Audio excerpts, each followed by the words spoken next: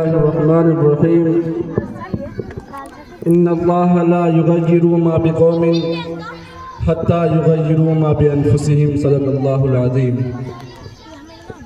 قوت فکر و عمل پہلے فنا ہوتی ہے،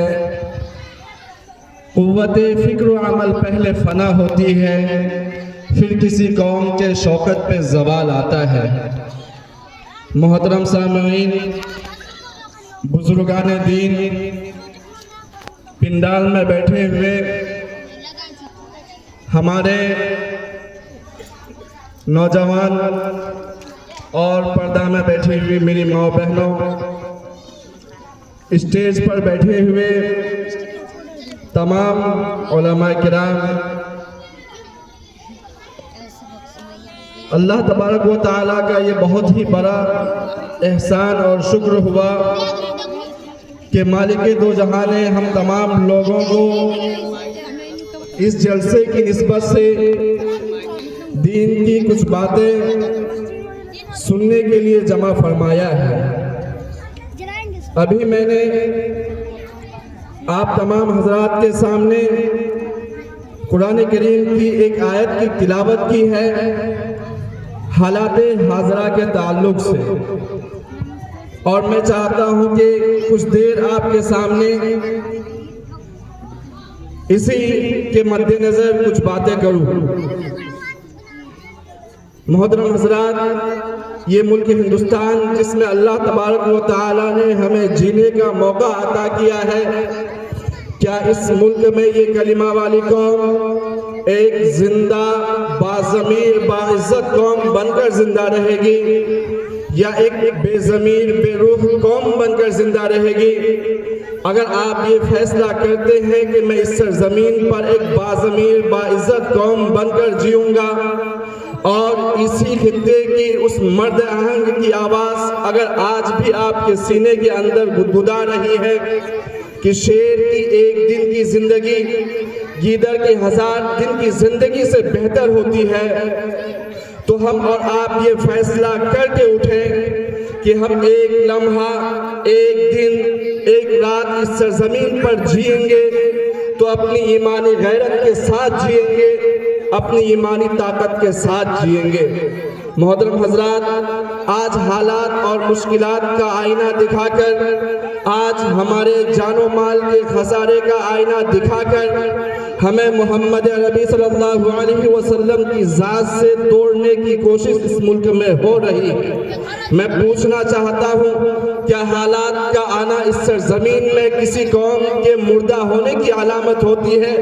نہیں، حالات کا آنا تو اس سرزمین میں کسی قوم کے زندہ ہونے کی علامت ہوتی ہے۔ یاد رکھیے، جو قوم زندہ ہے حالات اسی کے ساتھ آتے ہیں، جو قوم قبرستان میں لیٹ چکی ہے اس کے ساتھ حالات نہیں آتے ہیں۔ حضرت مولانا ابوالکلام آزاد رحمۃ اللہ علیہ فرماتے تھے کہ یاد رکھو کہ جو بچہ چلنا جانتا ہے ٹھوکر اسی کو لگتی ہے، اور جس کے پیر میں چلنے کی صلاحیت نہیں ہوتی ہے ٹھوکر اس کو نہیں لگتا ہے۔ اس وجہ سے اگر آج حالات آتے ہیں تو اس حالات سے ہمیں بزدل نہیں ہونا ہے، بزدلی کا شکار نہیں ہونا ہے،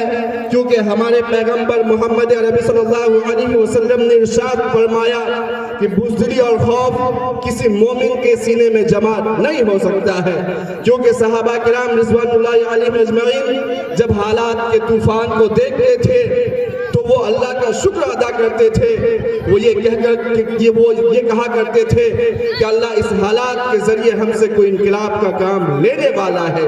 اگر اس ملک ہندوستان میں جہاں ہم رہتے ہیں ہماری موجودہ حکومت کی طرف سے یا ہمارے پڑوسیوں کی جانب سے جو حالات پیدا ہو رہے ہیں، ان حالات سے ہمیں گھبرانا نہیں ہے،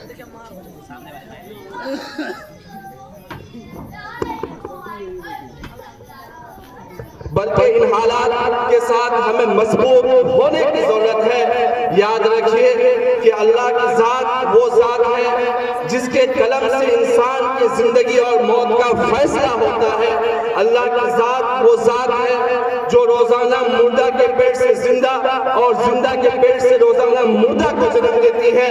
اللہ کی ذات پر ہمیں ویسا ہی یقین ہونا چاہیے جیسا صحابہ کرام رضوان اللہ علیہم اجمعین کا ہوا کرتا تھا۔ جیسا کہ انبیاء کرام کا ہوا کرتا تھا، کیونکہ حالات صرف آج ہمارے ساتھ نہیں ہیں بلکہ حالات انبیاء کرام علیہ السلام کے ساتھ بھی تھے، حالات صحابہ کے ساتھ بھی تھے۔ یاد کیجئے حضرت موسیٰ علیہ السلام کے زمانے کو، یہ حالات حضرت موسیٰ علیہ السلام کے ساتھ بھی تھا کہ فرعون اور اس کی قوم حضرت موسیٰ علیہ السلام کے پیچھے تھی۔ یاد کیجئے کہ جب فرعون کی قوم حضرت موسیٰ علیہ السلام کی قوم کا پیچھا کر رہی تھی تو آگے دریائے نیل تھی اور پیچھے فرعون کا لشکر تھا، اور درمیان میں حضرت موسیٰ علیہ السلام کی قوم تھی۔ حضرت موسیٰ علیہ السلام کی قوم گھبرا گئی تھی اور وہ حضرت موسیٰ علیہ السلام سے کہنے لگی کہ اب ہمارے ساتھ کیا ہوگا۔ اس وقت حضرت موسیٰ علیہ السلام نے اپنی قوم سے کہا تھا ان معی ربی سیہدین، کہ لوگوں سنو، اے میری قوم کے لوگوں سنو کہ اللہ ہمارے ساتھ ہے، ان قریب وہ ہمیں راستہ دے گا۔ اللہ تبارک و تعالیٰ حضرت موسیٰ علیہ السلام کی قوم کے لیے دریا سے راستہ پیدا کرتے ہیں، اور حضرت موسیٰ علیہ السلام کی قوم دریا سے اس دریا کو پار کر جاتے ہیں۔ حالات کو حضرت یونس علیہ السلام کے ساتھ بھی تھے، ان کو جب مچھلی نے نگل لیا تھا اس حالت میں بھی وہ اللہ تبارک و تعالیٰ سے مدد کی پکار کیے تھے، اللہ تبارک و تعالیٰ نے اس وقت مدد کی تھی۔ حالات حضرت محمد رسول اللہ صلی اللہ علیہ وسلم کے ساتھ تھے، اس وقت بھی اللہ تبارک و تعالیٰ نے مدد کی تھی۔ اللہ تبارک و تعالیٰ آج اس حالات میں بھی ہماری مدد فرمائیں گے، لیکن یاد رکھیے کہ ہمارا ایمان بھی ویسا ہی ہونا چاہیے جیسا کہ انبیاء کرام علیہ السلام کا ہوا کرتا تھا۔ اللہ تبارک و تعالیٰ ہماری مدد ضرور کریں گے۔ یاد کیجئے کہ جب صحابہ کرام رضوان اللہ علیہ مجمعین دین کی دعوت کے لیے پوری دنیا کے اندر پھیلے تھے، اس وقت وہ کسی تلوار کے بلبوتے پر نہیں، کسی طاقت کے بلبوتے پر